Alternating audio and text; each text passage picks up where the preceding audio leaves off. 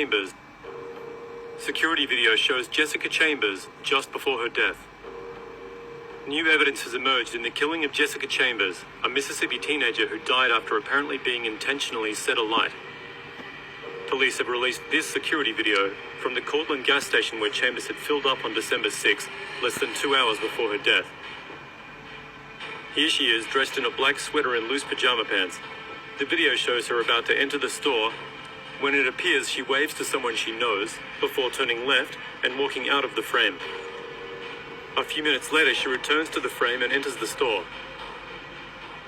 The indoor camera shows her pay at the register without incident. The store manager says Chambers received a call on her way out and spoke on the phone before heading south on Highway 51. 90 minutes after Chambers left the gas station, a motorist called 911 to report a burning car on Huron Road. When firefighters arrived, they found Chambers engulfed in flames not far from her car, which was also on fire. It is understood she whispered a name to one of the firefighters, but police are not making it public. Police are reviewing Chambers' cell phone records to determine who she spoke to that night. Panola County Sheriff Dennis Darby said Chambers had been doused with some kind of accelerant and had a gash on her head.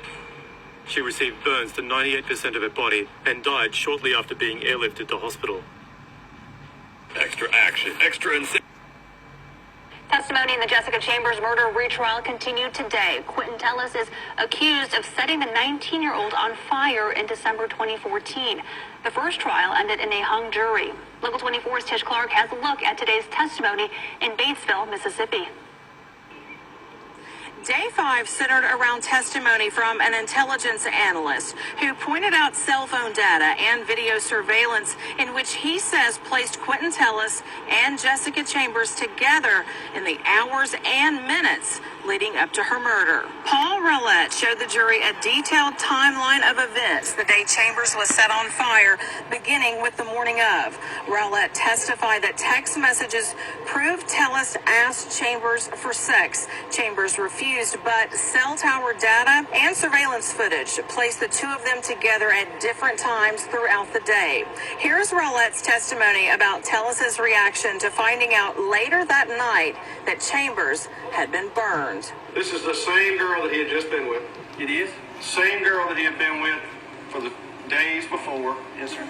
Same girl he had been asking for sex on numerous days. That's true.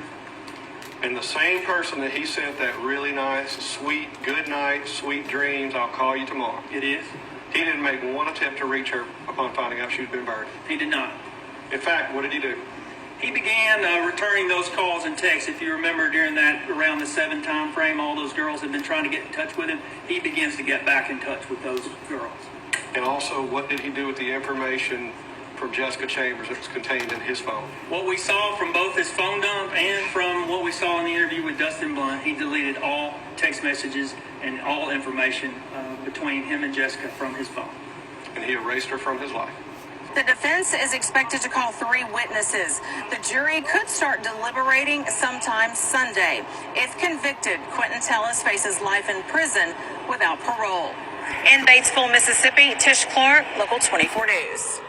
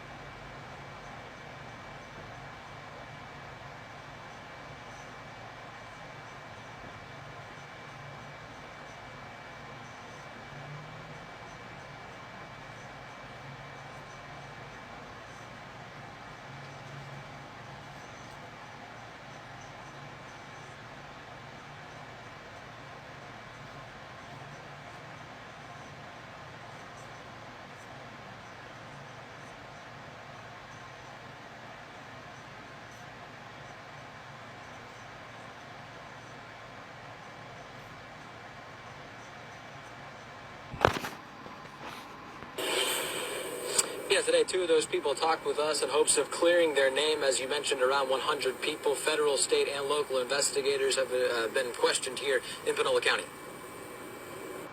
Then they come out and kept us up there for about 6, 7, 8 hours. George Mister and Rachel Tudor say they're the latest to be questioned in Jessica Chambers' murder. I took a lie detector test. I took a swab test. Investigators wouldn't confirm the pair was questioned, but a jail log shows Mister's name on the date in question. Tudor isn't listed, but I did see her in the jail parking lot. They questioned me about a text message that I sent Jessica 2 days before she died. And I guess that was why they may have thought something. I don't know. These 2 say they both know Jessica. How'd you know Jessica? She's a good friend. But tell me they have no idea how she was set on fire and found near her burning car in Cortland. They saying that it was a lover's quarrel.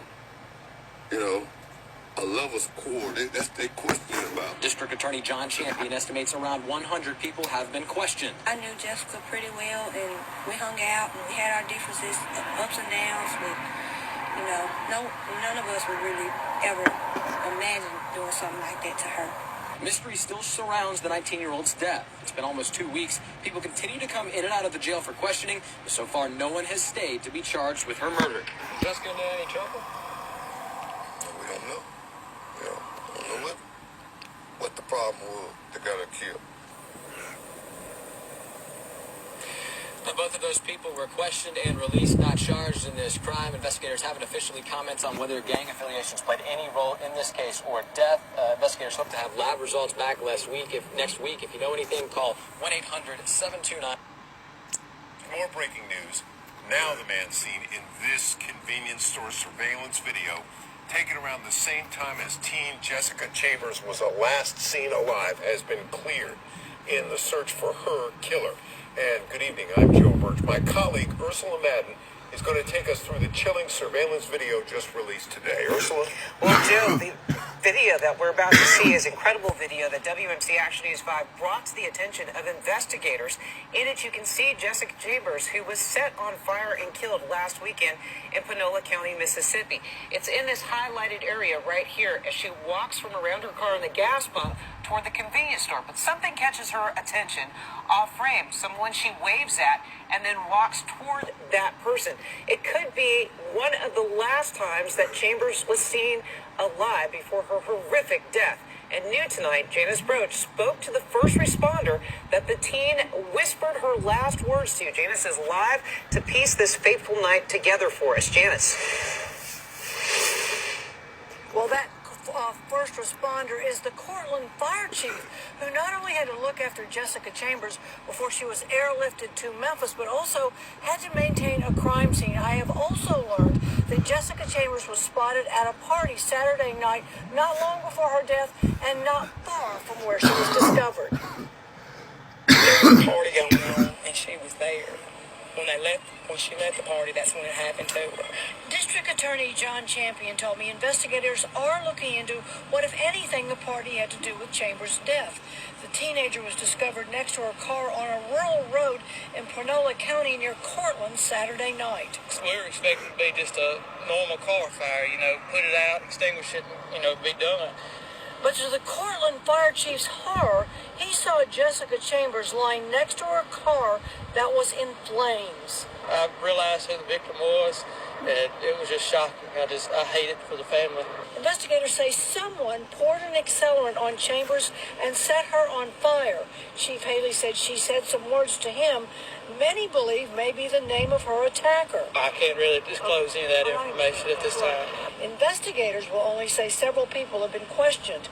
There is surveillance video of Chambers at this convenience store near her home a couple of hours before she died. Panola County deputies watched it and shot video of it for at least an hour, paying attention to any people who walked in and out of the store. The man seen in the video getting gas in a separate container was cleared. It was for a generator. People in Panola County still can't believe what has happened. She's 19 years old. I've known her forever. Now, DA John Champion told me that the order to get Jessica Chambers' phone records was signed this afternoon, so they should have those tomorrow morning. And Champion says this does not appear to be a random crime. At this point, no one is in custody. Live in Pinal County, Janice Broach, WMC Action News 5. This story's been unfolding by the minute. Planet of the Fakes for Women. And Pigstar HH News. Mississippi man gunned down 5 years after his girlfriend was burned to death. Cortland, Miss. Someone fatally shot the former boyfriend of a Mississippi woman who was burned to death, and investigators are questioning a suspect, authorities saw it Friday. Jessica Chambers of Travis Sanford, 33, was killed Friday morning at a home in Cortland, Panola. County Sheriff Dennis Darby told news outlets. District Attorney John Champion confirmed that he was Jessica Chambers' boyfriend when she was burned to death in Cortland in 2014. Sanford was incarcerated at the time and was cleared in her death, Darby said. The suspect in Sanford's death fired a shotgun while running from Sanford's house about 7:30 a.m. Friday. The Clarion Ledger of Jackson quoted Darby as saying, "Sanford's girlfriend and 2 small children were in the home," he said. Chambers died in a hospital deck. 2014, a day after being set on fire in the town of 500 in North Mississippi, about 65 miles south of Memphis, Tennessee. 2 juries have deadlocked on whether to convict a different man, Quinton Tellis, in her death. Prosecutors had said cell phone evidence showed Tellis and Chambers at similar locations, and they played videotaped interrogations, in which Tellis repeatedly changed his story when confronted with new evidence. Tellis initially denied seeing Chambers late in the day, but later admitted he had been with her up until about an hour before her death. Defense lawyers said the prosecution timeline was implausible, and presented testimony from 10 firefighters and emergency medical workers, who said Chambers say Eric set her on fire. Mississippi authorities have not decided whether to try Tellis a third time. He is currently jailed in Ouachita Parish, Louisiana, where the prosecutor says a grand jury will consider charges in the death of Ming Chen Xiao, a Taiwanese woman fatally stabbed in Monroe in 2015. Tellis pleaded guilty in 2016 to unauthorized use of her credit card. After finishing his sentence for that crime, he was arrested on a charge of murder in her death. Thank you very much. Like, comment, share and subscribe, and visit www.america.com.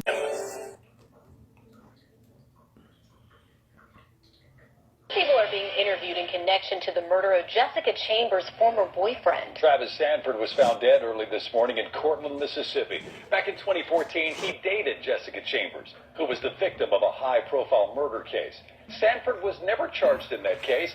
Fox 13's Tom Dees is live in North Mississippi, where he's been following this case. Tom, in fact, no one has been charged in this case as of yet. Daryl, they have not. We do know that investigators took 2 people into custody, a man and woman who were inside the house where we're told that the killing happened. But at this hour, we do know that no formal charges have yet to be filed. A chilling connection between 2 murders in rural Cortland, Mississippi. Travis Sanford was found dead early this morning. Police say he was shot inside this home. Sanford was dating Jessica Chambers when she died. You'll remember Chambers was burned alive in 2014. Neighbor Dwayne Scoggins said he couldn't believe that Sanford was killed. Prayers for that family. They're going to be going through a lot of pain right now. Scoggins tells me his neighbors just moved into the house where the killing happened a few months ago. Investigators tell me there were 2 small children in the house at the time of the killing. The porch of the house was still stained with blood when I got on scene. Sanford, I found out, lived a few minutes away in Batesville. His family tells me they're too distraught to speak about his killing. Neighbor Dwayne Scoggins still floored at the killing. It's a quiet neighborhood. I've been here 6 years. It's nice and quiet. Most everybody gets along on the street. There's never really any problems or anything. Now, the sheriff telling me that they have recovered the weapon used in this homicide. That shooting happened around 7:30 this morning in Cortland, Mississippi. Reporting live in North Mississippi, I'm Tom Dees.